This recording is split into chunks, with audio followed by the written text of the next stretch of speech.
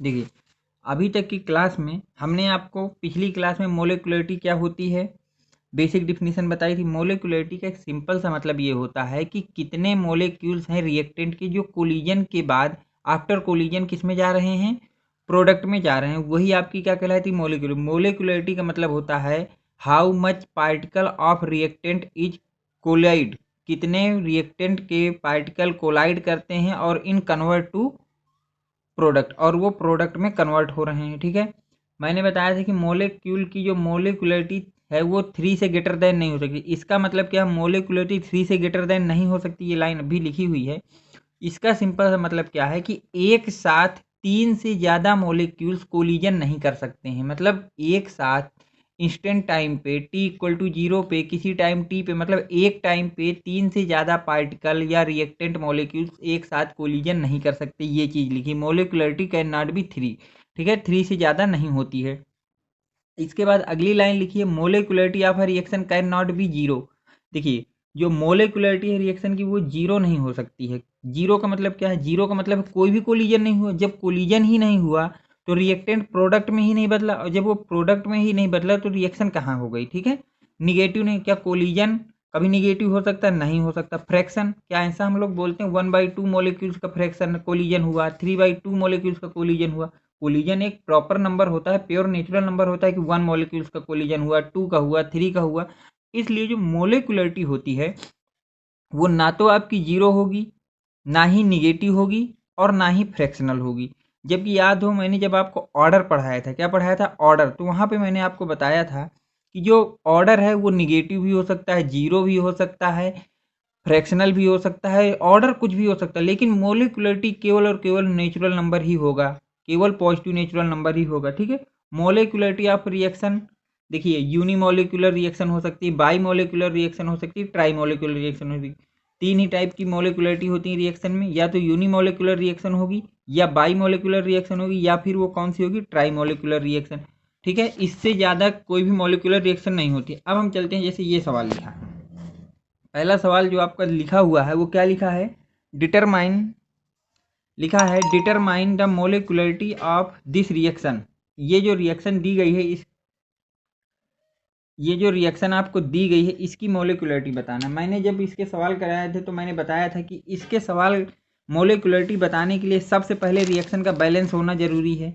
देखिए, यहाँ पे रिएक्शन बैलेंस तो है, बैलेंस है, लेकिन जो यहाँ पे स्टीचियोमेट्री कोफिशिएंट है, क्या है भैया, स्टीचियोमेट्री कोफिशिएंट है, वो फ्रैक्शनल है। तो उसको फ्रैक्शनल ना करके हमको क्या करना पड़ेगा, उसको हमको एक रियल नंबर, एक पॉजिटिव नेचुरल नंबर में बदलना होगा। किस में बदलना होगा भैया, एक पॉजिटिव नेचुरल नंबर में उसको हमको बदलना होगा। उसको हमें एक पॉजिटिव नेचुरल नंबर में क्या करना होगा भैया, बदलना होगा। ठीक है, तो क्या इस रिएक्शन को ऐसा अगर मैं 2 से मल्टीप्लाई कर दूं तो 2NO plus Cl2 equal to 2NOCl लिखा जा सकता है। अब देखिए, ये एक बैलेंस रिएक्शन है और सारे कोफिशिएंट आपके क्या हैं, एक पॉजिटिव इंटीजर लिखा है, एक पॉजिटिव इंटीजर लिखा है। तो अब यहाँ से देखिए, रिएक्टेंट के कितने मॉलिक्यूल्स हैं, 2 NO के मॉलिक्यूल्स हैं और एक क्लोरीन का मॉलिक्यूल्स है, मतलब 3 मॉलिक्यूल्स आपस में कोलिजन कर रहे हैं। तो इसका मतलब ये रिएक्शन क्या है, ट्राई मोलिकुलर रिएक्शन। तो इस रिएक्शन को क्या बोलेंगे भैया, ट्राई मोलिकुलर रिएक्शन बोलेंगे। ठीक, आगे देखते हैं। अब देखिए, इसको देखिए ध्यान से, N2 से हाइड्रोजन के साथ रिएक्शन करके क्या बना रहा है भैया, अमोनिया बना रहा है, और पूछा है रिएक्शन। अब ये जो रिएक्शन होती है अमोनिया से नाइट्रोजन और हाइड्रोजन से जो अमोनिया बनती है, ये आपकी मल्टीपल स्टेप रिएक्शन होती है। मतलब एक स्टेप में नहीं होती कि नाइट्रोजन आया, हाइड्रोजन से रिएक्शन किया और तुरंत प्रोडक्ट, नहीं, ये 3 स्टेप की रिएक्शन होती है। पहले स्टेप में नाइट्रोजन के बीच में जो NN ट्रिपल बॉन्ड है, NN ट्रिपल बॉन्ड है, वो ब्रेक होके ये जाएगा N में टूट जाएगा।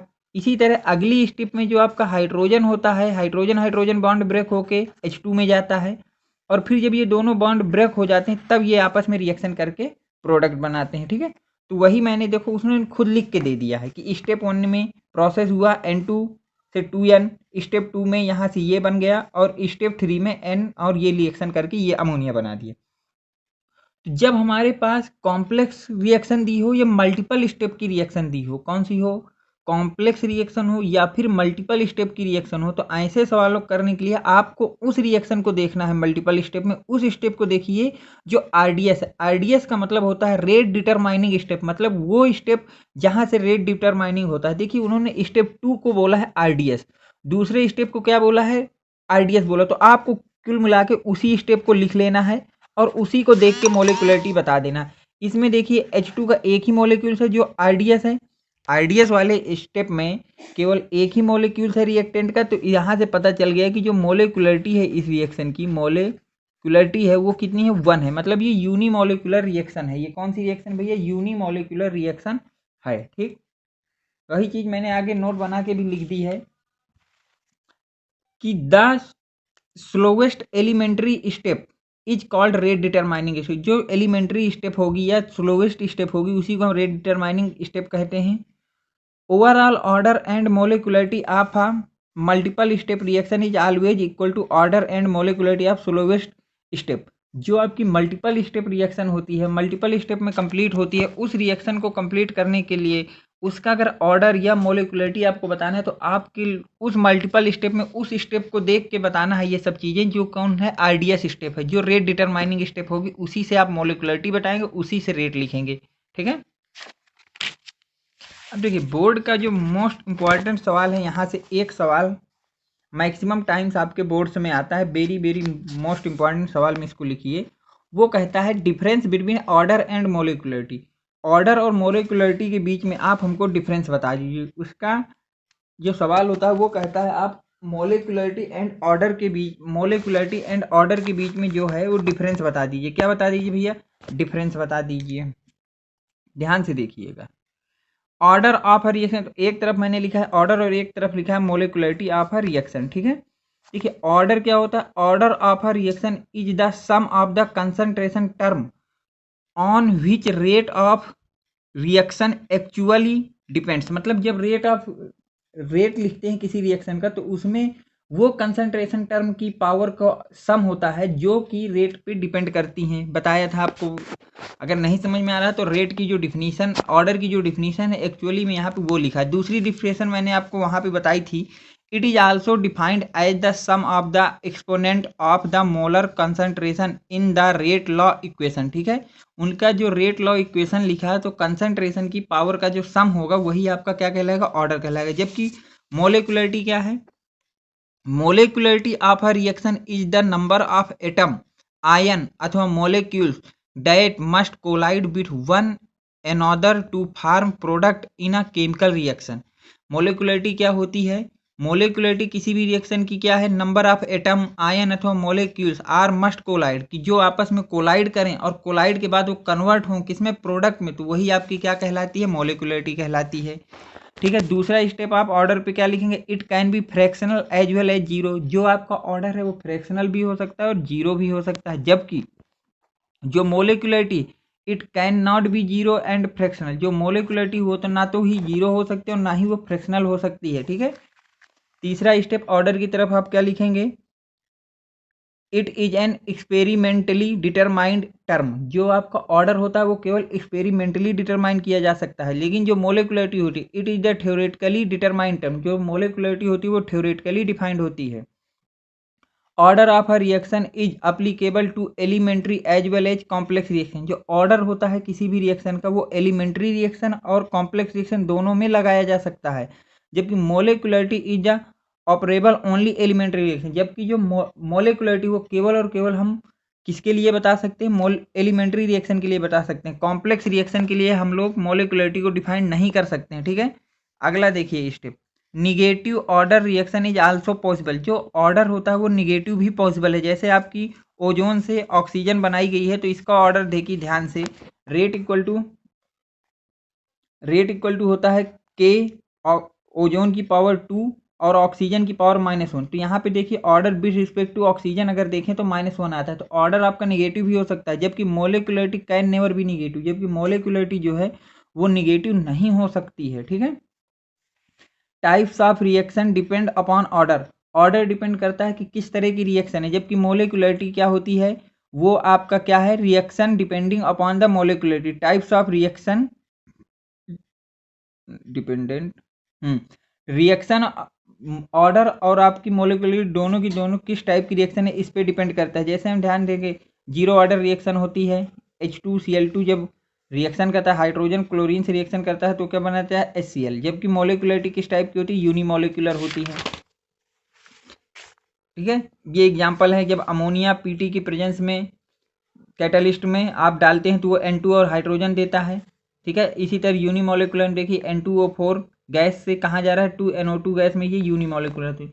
ऑर्डर जैसे फर्स्ट ऑर्डर रिएक्शन है तो उसके लिए देखिए पराऑक्साइड को वाटर और ऑक्सीजन में गया, रेडियो एक्टिव डिसइंटीग्रेशन जितनी रिएक्शन होती है वो सारी फर्स्ट ऑर्डर होती हैं। इन्वर्जन ऑफ केन शुगर भी आपकी फर्स्ट ऑर्डर रिएक्शन होती है। जबकि अगर मोलिकुलरिटी की बात करें तो मोलिकुलरिटी बाई मोलिकुलर रिएक्शन भी होती है। जैसे 2HI H2 और I2 में गया तो यहाँ मोलिक्यूल्स कितने HI के 2, तो इसको क्या बोलेंगे बाई मोलिकुलर रिएक्शन बोलेंगे। ठीक, इसी तरह ऑर्डर क्या होता है सेकेंड ऑर्डर रिएक्शन होता है। तो 2H2 H2 I2 में गया, एल्कालीन हाइड्रोलाइसिस किया और एस्टर में चला गया, सल्फोनेशन हो गया। इसी तरह उधर हमारे पास ट्राई मोलिकुलर रिएक्शन होती है। ध्यान से देखिए NO को 2 मोल ऑक्सीजन के 1 मोल मिलके कितने हो गए 3 मोल, तो यहाँ से try molecular.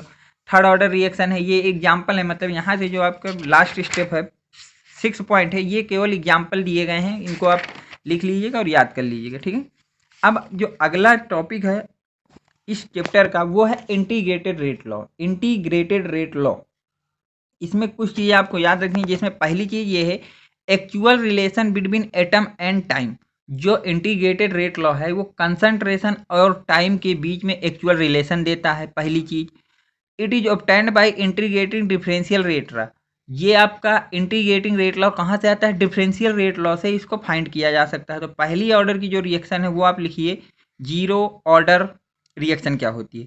These reaction in which rate of reaction does not change with concentration of reactant.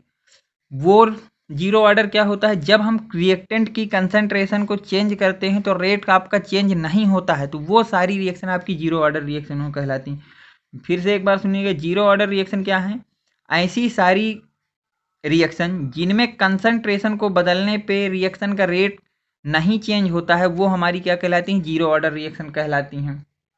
अब इसकी प्रूविंग करा दूं या ना कराऊं, जीरो ऑर्डर है। चलो इसकी नेक्स्ट क्लास में इसकी प्रूविंग कराते हैं। ठीक है, ये ए है एक रिएक्टेंट है जिससे प्रोडक्ट बन रहा है। ठीक है, इसकी नेक्स्ट में ही करा देते हैं। ठीक, ओके।